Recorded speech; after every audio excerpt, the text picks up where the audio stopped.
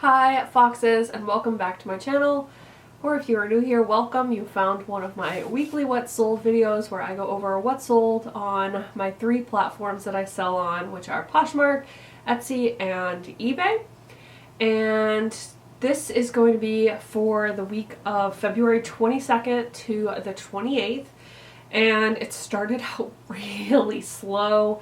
But towards the end of the week it actually picked up, and I think that Etsy really carried the week for me, so I am interested to share my sales with you, and especially my vintage sales, and just sort of chat a little bit about them and hopefully help you pick up vintage while you're outsourcing. Now, 2 things before we get started. The first is that I want to say thank you so much to anyone who commented on my last video. It's definitely been a month, and I know that we will come out of it, and that there is a turning point very close around the corner, but it just feels really overwhelming right now, and I think a lot of you are feeling that too. So thank you so much for reaching out and commenting. All of your comments meant a lot to me, and of course I read and responded to all of them. I appreciate it. Second, I wanted to kind of let you know what the lineup is going to be like this week. So today is Monday. This video drops at 8 a.m. every Monday, and I have a video coming out tomorrow on Tuesday, and that is my Stitch Fix box for this month. So it's actually, spoiler alert, a really good one. So if you do like my Stitch Fix unboxings, if you like to see people like trying on clothes, I mean, it's fun. That is going live tomorrow at 5 p.m. And then for my style and reseller friends, I have a cottagecore like informational / haul video going live on Thursday at 5 p.m. And normally I do a premiere during this time. I might try and do a premiere this month or this week, but we are prepping for a trip, so I might not be able to. So we'll see, but if you see that it says that there is a premiere, I will try and be in the chat to answer questions or just say hello. So if you want to join, that's always fun. Okay, so from this point on, the video will not be edited. So yep, you'll see me looking at my phone and just whatever nonsense spews from my mouth, that's what we're going with today. And yeah, so we always start with Etsy over here, and I just need to get to my Etsy orders from that time period. Let's see. Okay, so the 22nd, I sold this little enamel brooch. I always get mixed up with that word. I could totally Google it, but I'm not going to do that right now. So this enamel daisy pin, and 5 stars on that. You've probably seen, I sold another one of these a couple of weeks ago. If you find really nice ones with good colors and they're not all chipped, they can go for somewhere between like $18 to $22 or $23. So this one sold for $18, and the buyer paid sales tax and shipping. And the next one was on February 24th. That was this pink, like, schoolgirl type of plaid skirt from the 60s. And I actually had, like, a vintage advertisement for this brand in the listing, so I thought that that was fun. This went all the way to the UK, and the buyer paid $46.09. Etsy was doing this thing, which they have since stopped doing, where for international buyers they would round up because they thought that people were more likely to purchase if it was a whole number, because with the conversion rate sometimes it's a very odd like price for them when they're browsing. So I'm gonna guess that's why this came out to $46.09, because I would have priced it at $45.99.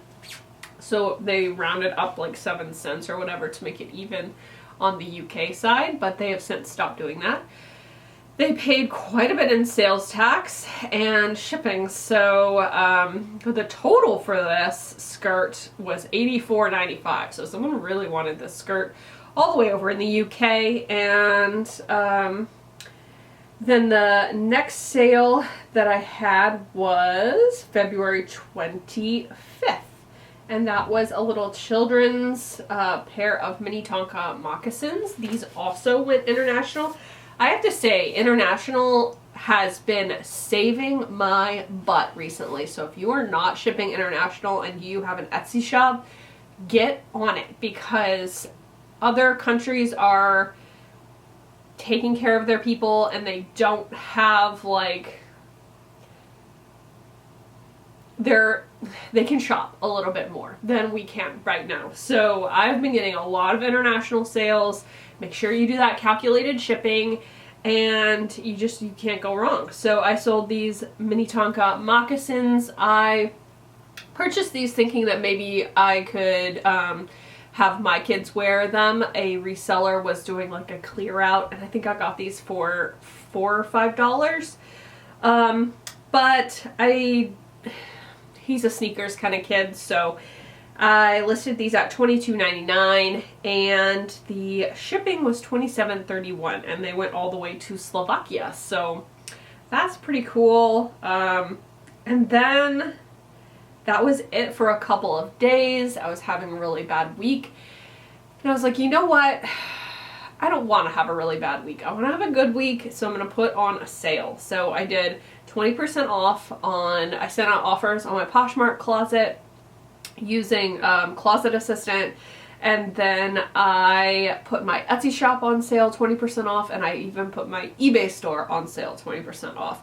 So the first day or two of doing that sale, I actually didn't really get much traction, but then late Saturday night and Sunday, like, sales started popping, and I don't know, but I got, I think, 6 sales that weekend on Etsy, and I was like, yes, thank you. So we're gonna go over those sales, and so these all sold with a 20% discount. Etsy doesn't give me the total amount on my phone of the sale minus the discount without all of the shipping and tax, so we're just gonna do our best math here, which is probably not very good. Okay, so I sold this 1970s midi dress. It was like a size 2X or 3X. I purchased this at Goodwill for about $6. Boy, did it need some love. It was stinky. It had armpit stains, and a bunch of seams were popped. So I picked it up because the size, and that's, you know, I like to carry a variety of sizes in my shop, and I had to do a lot of repair to it. So I did end up having to price this a little bit high, but I knew that it would probably sell on sale. So I priced it at $54.99, and it sold for 20% off, which was a discount of $11, which makes it $43.99 at math. All right. And then that went in the United States, and they paid shipping. So I was happy to see that go to a new home.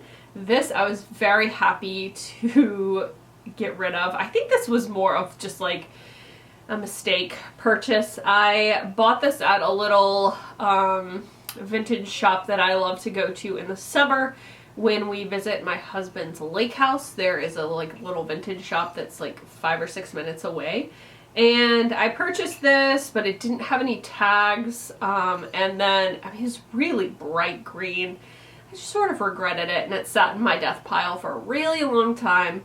Finally got it listed, like, I don't know, last summer, and it sold for, I listed it for $16.99 because I really just wanted it gone. And then it sold at 20% off, so somewhere around $12.60. Something like that. And then they paid shipping and sales tax. This also went international. This went to Australia. Next up was this book. Beautiful book. I used this a lot in my photo shoots for the Dark Academia like style shots Dark Academia week that I did 2 weeks ago. If you have not watched those videos, I do highly recommend finding out about the Dark Academia aesthetic. It is trending right now. I've seen a lot of the pieces that I listed get a lot of attention, so I recommend. And this was a copy of Quest of the Golden Girl by Richard Le Gallienne. I don't know. It was in English, not French, but it just had like the most beautiful cover, and I've held on to it for a really long time.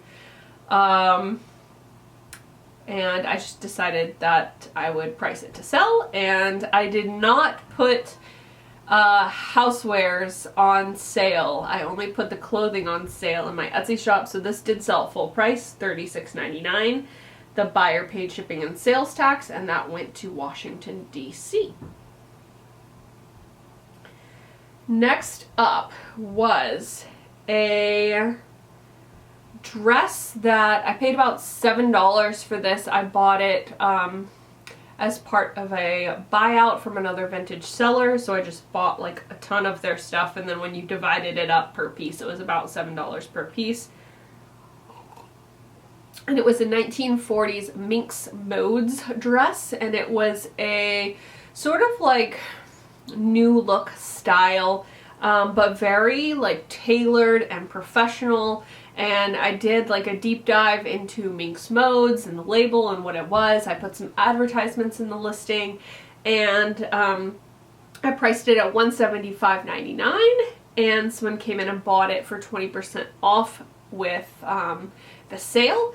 And so that took off $35.20, so about $140 sale minus, you know, my cost of goods, which was $7. And this went international again, and this one went to Israel. So it had like a button that had come off on the cuff, and it was safety pinned on.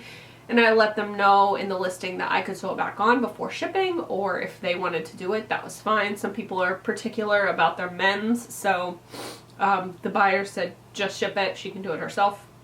So I shipped it the next day, and it is on its way to Israel. Alright, 2 more sales, and they are both bundle sales. So these buyers bought 2 items each. The first one was 2 items from my Goodwill Blue Box. If you have not watched my jewelry unboxing from Goodwill Blue Box, I bought 2 jewelry boxes. They are $30 a piece plus $5 shipping, and it's just like a mystery what you're gonna get. It's just like stuff from Goodwill. Sometimes it's just like it can be broken, or you can get single earrings. But the one that I got, everything was like stuff that was pulled from their retail store, so it was all on like cards. And it was great because I had the match to every earring, and all of the jewelry was in wearable and sellable condition. So the first thing was this Liz Claiborne necklace from the 1980s, and it was just like a crest, very like preppy schoolboy. And I worked it into my Dark Academia lookbook, and that one sold for $22.99. And then I also did some earrings. They were these really cute little hoop earrings with a puffy heart. They looked very similar to a current Ana Luisa design that is out there right now, so I did put that in the listing. I don't know if that helped sell it or not, but that one I listed for $35.99. They got 20% off, so $58.98 minus $11.80. So what is that?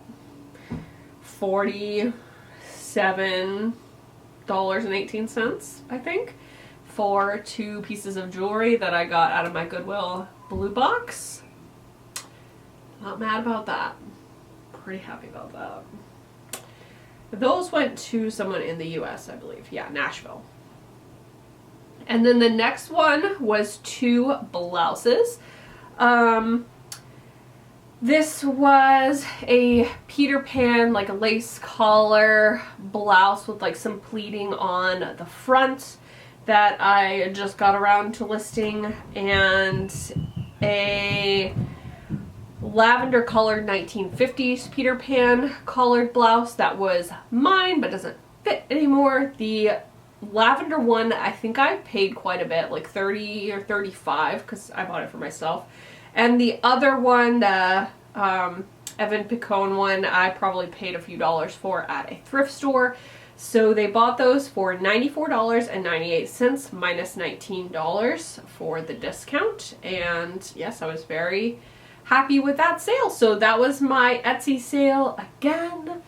International sales, and that just like burst towards the end of the weekend just really made the week come through, because my Poshmark 20% off sale was not that great, which you will see. But yeah, so let's go over to eBay. I feel like I'm talking a lot today, but I kind of want to explain some of the history behind some of these pieces and like why I priced them the way that I did. So I hope that you don't mind my chatting. Okay. Let's see. Okay. I sold 2 things on Etsy. On eBay for last week, and one of them was this guitar catalog.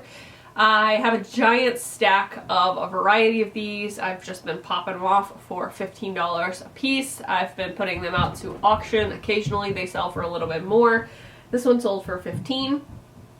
And then next up, I had a 20% off sale on my eBay. And so this was 20% off of my asking price, which I think was $34. So it was priced at like $27, and then they came in and offered $20. And I was like, whatever, it's fine. So this was from my Stitch Fix palette. This was a like floral peplum type of blouse, size large. After all is said and done, after my cost of goods and eBay's fees, I'm gonna guess I made probably around $10 on that, so that's not terrible. That's about like my minimum for what I wanted to make with my Stitch Fix palette. So yeah, not a lot going on over on eBay last week, and even with my little sale thing. And let's check out Poshmark. So let's see where we are. Alright, I think that was the last one. So on February 23rd, which would be Tuesday, I sold this 41 Hawthorne Stitch Fix dress. I think I had this listed for $45, and someone came in and offered me $30. Again, I paid about $5.50 per piece for my Stitch Fix palette. So after Poshmark takes their cut and my cost of goods, I made somewhere around $19. And I have multiples of that, so. I sold this Whiting and Davis bag. This actually I got from Victoria of Super Geeked. We did like a box swap a long while ago. And I just had this sitting around. I didn't list it until like Christmas time, but I did finally list it. Whiting and Davis is definitely a good vintage handbag brand if you find it. They also make jewelry. Made some really cool pieces. They're known for their metal mesh. People do specifically look for Whiting and Davis. So I sold that for $30. Probably a little bit on the lower side, but $24 was my earnings on that one. Then I sold a belt. This was a vintage hammered brass like statement belt. It was really cool. I sold that for $28, and my earnings were $22.40. I don't know what I paid for this. I don't know how long I've had it. I probably got it at like Goodwill for $2 or something like that, but either way, I know I didn't pay $22.40, so. Next up was a Crown and Ivy seahorse sweater. Now this is all the way February 26th. So you can see, I mean, I have over 700 items in my Poshmark closet, and I wasn't even selling like an item a day. It was that slow. It's just like, and I was listing regularly every morning. It's just not a lot of action. So this did finally sell on the 26th. I had this listed, I think, for $34, and someone bought it for $25, and I paid $7 for that at Savers. It was a size 1X, which is why I paid up for it. And I thought it was cute and it fit into my closet. So let's see, the 26th was Friday, which was when I sent out my 20% offer. So someone bought that with an offer. And I gave discounted shipping of $2.46. So my earnings was $17.54, and since I paid $7, I made about $10.50. Next up was a pair of Sailor Moon earrings. I bought these like wholesale. I think I paid about $1.50 per pair for them. And someone bought them when I sent out my offer to likers. They paid $16. I gave them a shipping discount. My net earnings were $10.34, and then obviously my cost of goods. So I made somewhere around like $8.50 or so on this. That's not too bad. I had 2 pair of those, and they're both sold now. Next up was another Stitch Fix piece. This one also sold at 20% off with the discounted shipping. It sold for $44, and the net earnings were $32.74. I paid $5.50 in my pallet for these, so that's a pretty good return with that one. And the brand on that was Lemon Tart, and I think I was actually surprised by how much they retailed for from Stitch Fix. It was $88 is what that retailed for, and it didn't have a lining. It was just like a cardigan blazer type of thing, so I don't know, I was surprised by that.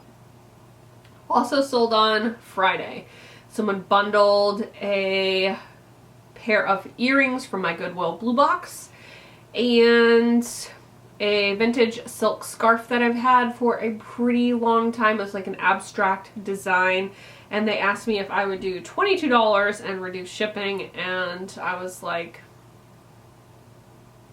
sure. Because I didn't have much into the earrings, and the scarf I've had sitting around forever, so it's just like, okay.